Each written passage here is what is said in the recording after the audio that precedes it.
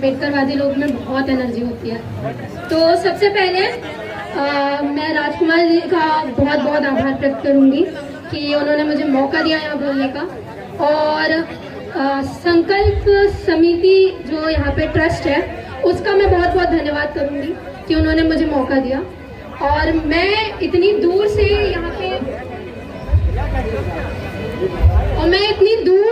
इसलिए आ पाई हूँ क्योंकि मुझे जब पता चला कि यहाँ पे हर साल प्रोग्राम होता है, और ये चीज़ मुझे पता चली समता आवाज टीवी के मनोज अंतानी जी से, और उन्होंने ही मुझे यहाँ पे लाया और मैं पहली बार यहाँ पे आई हूँ। तो ये मेरे लिए भी बहुत ज़्यादा खुशी की बात है कि मैंने बहुत बचपन से सुना हुआ था इस जगह के बारे में कि बाबा साहेब ने कैसे वो दिन यहाँ पे काटे हैं। सबसे पहले मैं अपना इंट्रोडक्शन आप लोगों को दे देती हूँ।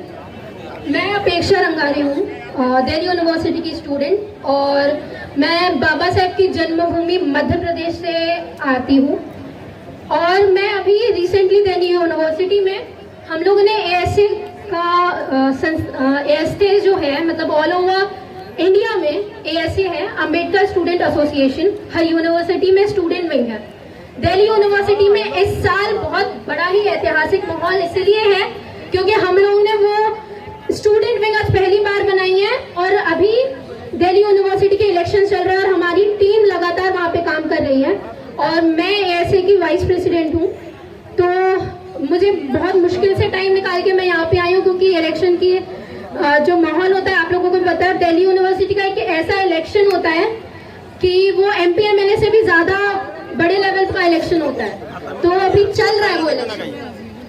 खैर, ये तो रहे मेरा इंट्रोडक्शन।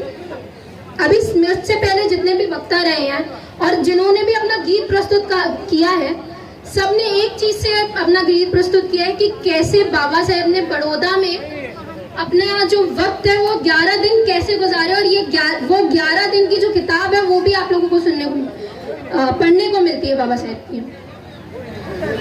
आप लोगों को 2 इंसिडेंट बताती हूँ मैं, 2 इंसिडेंट, जिसको एक तो इंसिडेंट यही है जो बड़ौदा का बाबा साहेब का, जिन्होंने 11 दिन यहाँ पे बिताया और उनको जब धक्के मार के बाहर निकाल दिया गया था फारसी धर्मशाला से, तो वो यहाँ आए थे और वो यहाँ पे रोए थे।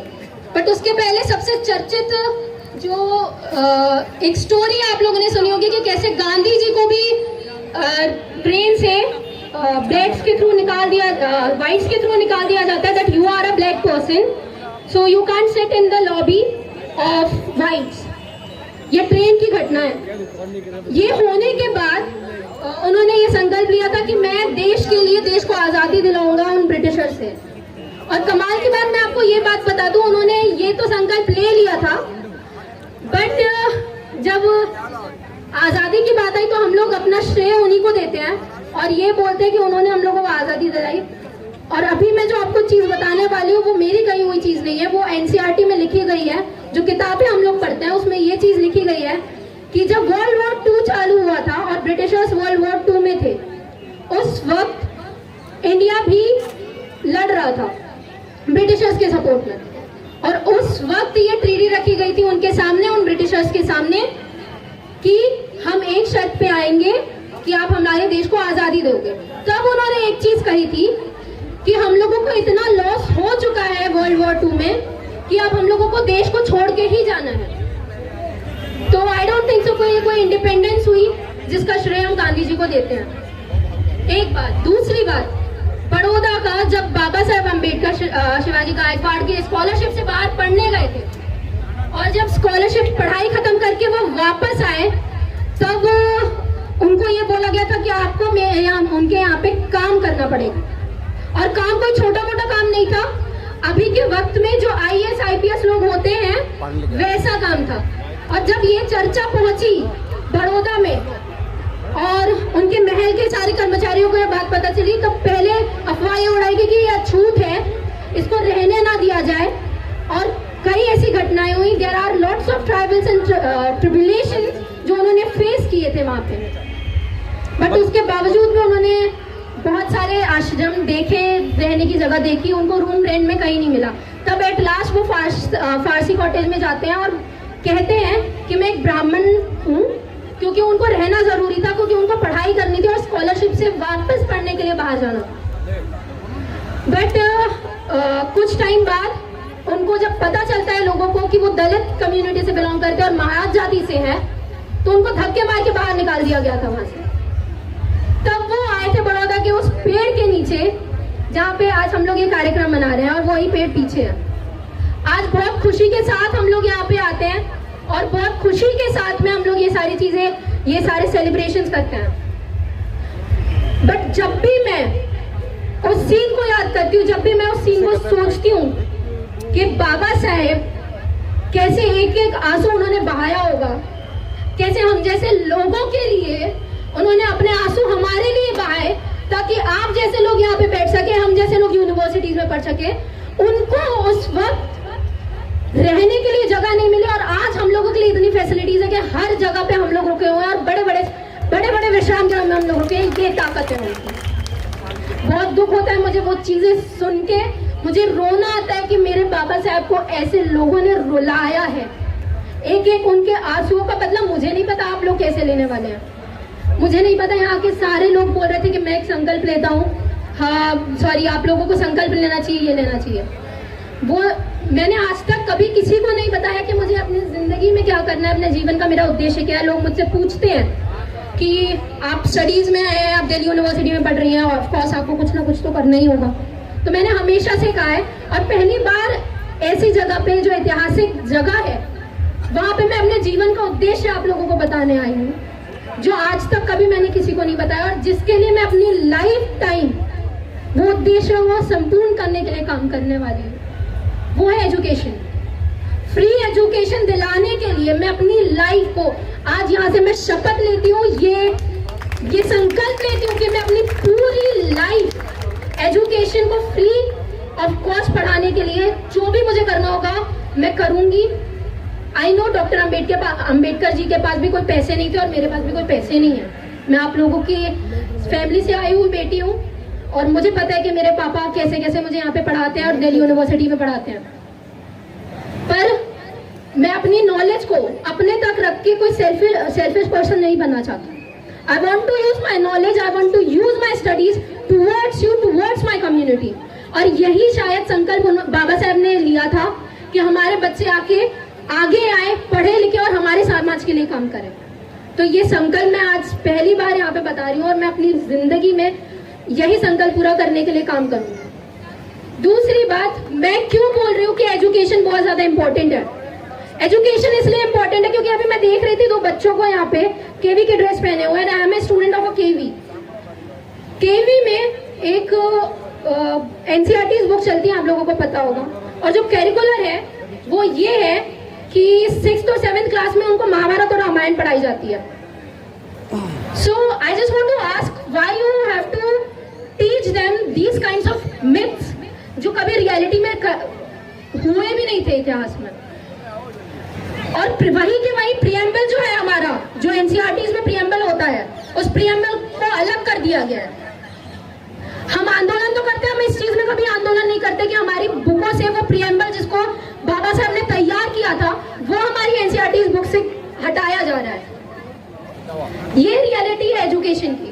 रियलिटी एजुकेशन की ये भी है कि इतनी ज्यादा फीस हाइक हो रही है लगातार यूनिवर्सिटीज में कि आप जैसे लोग, हम जैसे लोग पढ़ नहीं सकते हैं। और ये जो काबिलियत है वो उनके अंदर है, वो ब्राह्मणवादी सोच वाले लोगों के अंदर है। इसलिए उन्होंने एजुकेशनल इंस्टीट्यूशन जैसे इसमें अपना हक जताया, वहां पे बैठे हैं, सारे पोस्ट में वो बैठे हैं। ये उन्होंने चाल चली क्योंकि उनको पता था एजुकेशन इज द ओनली की। और हमारे डॉक्टर अंबेडकर जी ने वो कब से बोल के रखा था कि सबसे पहले आप अपनी शिक्षा ग्रहण कीजिए, शिक्षित रहिए, संगठित रहिए, संघर्ष करें, ये कहा था उन्होंने। हम लोग बाकी सारी दो चीजें तो करते हैं, संगठित भी कहीं ना कहीं हो जाते हैं। 21 तारीख के आंदोलन को हमने देखा था, संघर्ष भी हम लोग सड़कों पर कर ही रहे हैं, पर कितने लोग शिक्षा के टुवर्ड्स काम कर रहे हैं? कितने लोगों ने ये सोच के रखा कि हम अपने बच्चों को फॉरेन यूनिवर्सिटीज में पढ़ाएंगे? मुझे आप बताएं। और जब मैं यहाँ पे बोल रही हूँ कि एजुकेशन फ्री हो सकती है, तो मैं अपनी मनगढ़ंत कहानी नहीं बता रही हूँ। जर्मनी, फ्रांस, स्वीडन, स्विट्जरलैंड जैसी बड़ी बड़ी यूनिवर्सिटीज, स्कूलिंग नहीं यूनिवर्सिटीज की बात कर रही हूँ। चुकी है। और हमारी जो यूनिवर्सिटी, दिल्ली यूनिवर्सिटी, मुझे शर्मा को ये बात कहनी पड़ रही है कि एशिया की तो छोड़िए, इंडिया में भी अब वो 3rd-4th नंबर पर आ चुकी है। वहां की फीस है 30,000 पर ईयर। आप पढ़ाएंगे कैसे बच्चों को? दिल्ली की यूनिवर्सिटी में रखेंगे कैसे? आप उनके किराए का पैसा कैसे देंगे? उनको अपनी जरूरतें पूरा करने का पैसा कैसे देंगे? कहां से आएगा आपके पास इतना पैसा? और ऊपर से फिर वो कर देते हैं SC ST सब क्लासिफिकेशन कि हमारे बच्चे आए भी ना। जो लोग आ रहे हैं उनके पेट में दर्द हो रहा है कि भाई अब हमारे बच्चे IAS बन चुके हैं, हमारे बच्चे जज बन चुके हैं, हमारे बच्चे सिविल में जा रहे हैं, हमारे बच्चे आर्मी में जा रहे हैं। पर ये इन सब जगह में हमारे बच्चे जा रहे हैं, ये उनको दर्द होता है पेट में कि भाई जितने बच्चे जा रहे हैं उतने बच्चे भी ना जाए।